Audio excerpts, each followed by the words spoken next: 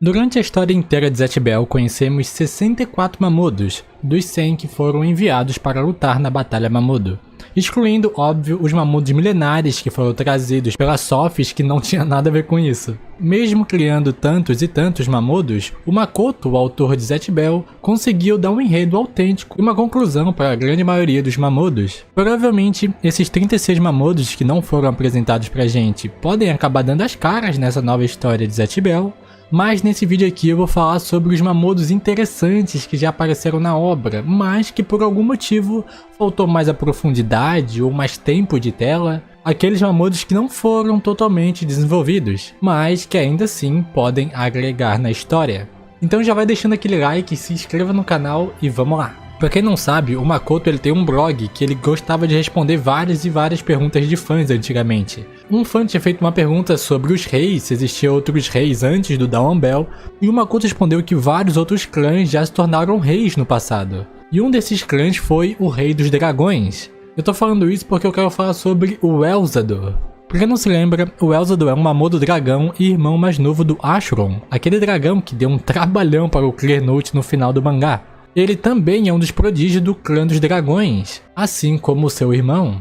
Ele é dito como um dos 4 prodígios Mamodos. Ele é do clã dos dragões, que tem muito renome, é um dos maiores clãs de Zatch Bell. Tem quase a mesma força do seu irmão Asheron, um dos Mamodos mais poderosos de Zatch Bell. Ele só teve uma única função na história, que foi incentivar o Bari. Ele mudou o jeito, ele mudou a maneira que o Bari pensava e olhava para os outros inimigos, sabe? Então, cara, toda essa apresentação feita pelo Mamodo Elzador, pô, ele é do clã dos dragões, prodígio, quase ganhou do Bari, ele merecia mais tempo de tela, sabe? Ou pelo menos não só aparecer em um flashback na luta do Bari. Com essa nova história começando agora de Zatch Bell, com os poderes roubados, aqueles Mamodos que têm a força bruta e uma resistência maior que outros Mamodos com certeza vão ganhar mais relevância. E é o caso do Asheron e também é o caso do Elzador, porque ele consegue lutar de igual para igual sem precisar usar seus poderes. Então pode ser que o Elzador apareça e ajude os Mamodos nessa nova batalha. E já que estamos falando de Mamodos poderosos, o próximo Mamodo que eu queria puxar é o Korokishi, o Cavaleiro Negro. O Korokishi é um Mamodo do filme Mamodo número 101, de Zatch Bell. Ele foi canonizado no final do mangá. Quando Geass foi coroado como rei para a população do mundo dos Mamodos, Korokishi estava lá comemorando com os outros. No filme, ele é dito como um dos guerreiros mais fortes do mundo dos Mamodos e guardião, que luta pela justiça. Ele é praticamente o policial do mundo dos Mamodos. O livro branco dele, inclusive, é o elemento mais importante do filme. Ele tem um poder de supressão, negação e absorve os feitiços do inimigo, e sendo capaz de usar os feitiços roubados. Parando um pouco para pensar, esse é o conceito do que a gente está vendo agora nesses poderes em garrafas. Será que o Makoto usou como referência o poder do livro do Korokishi para criar os poderes desses novos invasores? Pode ser. Como o vilão do filme era o Wiseman, o Korokishi foi meio que deixado de lado. O Makoto criou uma fraqueza ali pra ele que ele sempre avança. Então o Geass e o Kyomaru conseguiram ludibriar eles com isso, porque ele só vai reto, ele é incapaz de virar o seu corpo completamente, porque ele é um centauro e tudo mais. E sabendo agora que o Korokishi foi canonizado, provavelmente nessa nova história, ele foi um dos primeiros a defender e contra-atacar esses invasores. Afinal, ele é o guardião do mundo dos Mamodos e nunca queria deixar invasores destruir o seu mundo. Por isso eu tô achando que o Korokishi vai aparecer logo logo, ou pelo menos uma menção sobre ele. E ele é um dos poucos Mamodos centauros que a gente conhece. A gente viu o Golem de Pedra, que também era o centauro, o Korokishi, claro, e o Ryou, que também é um centauro. Será que existe um clã só de centauros? Pô, eu acharia bem legal. E já que eu acabei de citar o Ryou, o próximo Mamodo que eu queria comentar é o Zarushin, ou Zarushimo pra quem conheceu do anime. O Zarushin é um Mamodo lá do arco do Faudo. Ele é um Mamodo que se destaca bastante, tanto pelo seu design estiloso e diferente, quanto a sua magia são únicos. Ele é o único portador da magia da escuridão de Zatch Bell inteiro. Como existem muitos e muitos Mamodos, a criatividade ali do Makoto foi acabando, então tem Mamodos que tem o mesmo poder. Só que o Zarushimo, ele é o único que tem esse poder Dark. Fora que ele ainda tem um outro poder de ver tudo. Embora apenas os 2 olhos sejam normalmente visíveis na sua cabeça, as cicatrizes no topo da sua cabeça escondem seus outros olhos. O único erro do Zarushin foi se juntar ao Ryou, porque na história inteira o Zarushin nunca teve um objetivo só dele, algo que ele mesmo quisesse fazer, algo que ele quisesse conquistar ou quisesse defender. Tudo o que ele acabou fazendo na história, no começo até o fim, foi seguir as ordens do Ryou. Tanto que no final, quando dá tudo errado, ele é derrotado, ele vê o Ryou também sendo derrotado, ele se arrepende de tudo, porque ele simplesmente seguiu a ordem de alguém que nem considera ele como um amigo, sabe?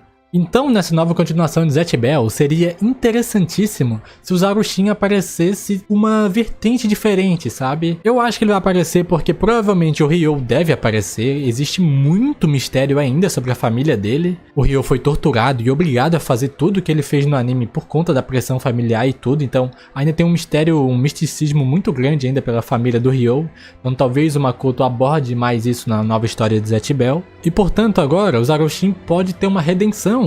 Ele salvando o Ryou da sua família ou ajudando ele a enfrentar esses novos invasores, mas dessa vez como amigos, sabe? Ele com seus próprios planos. Gosto muito do Ryou e do Zarushin, então eu gostaria muito de ver os dois novamente unidos. E como a gente tá falando de grandes amigos, eu queria falar agora sobre o Danny Boy. De todos dessa lista, eu acho que o Danny é o mais provável que apareça novamente. Ele é um Mamodo que só tinha um único feitiço chamado Gyoruko. Toda vez que ele ativa esse feitiço, vem uma luz roxa que envolve o Danny e cura de qualquer lesão, até mesmo trazendo ele de volta à vida. A gente viu ele voltando à vida quando ele foi morto a tiros por vários homens. E de todos os Mamodos que tiveram seus livros queimados, o Danny Boy é o que mais dá polêmica até hoje, pois o jeito que aconteceu foi muito repentino, não foi uma luta honrada ou uma luta contra um Mamodo qualquer. Então muita gente ficou totalmente chateada por esse ser o fim do Danny, ele merecia mais, sabe? E nessa nova continuação com os Mamodos sem poderes, cara, o Danny é perfeito pra isso. Pois a força do Danny não vem dos poderes, e sim do seu próprio corpo. A gente viu no Gash Café ele treinando ali com o Yonhei e tudo mais, então com certeza nesses 7, 8 anos que passaram, provavelmente o Danny Boy deve ter ficado muito mais forte ainda na força bruta. Óbvio que ele não é um Ashura ou um Ted da vida, mas o Danny Boy ainda assim é muito forte. Então como o Makoto sabe que ele não deu muito tempo de tela pro Danny Boy, e como ele também sabe que o pessoal ama o Danny Boy, provavelmente ele vai voltar nessa segunda temporada.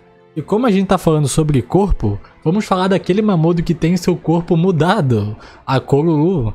A Koruru foi o Mamodo mais importante da última batalha Mamodo, pois o encontro que o Gash teve com a Koruru fez com que o Gash mudasse totalmente. Foi a partir desse momento que o Gash decidiu se tornar um rei gentil.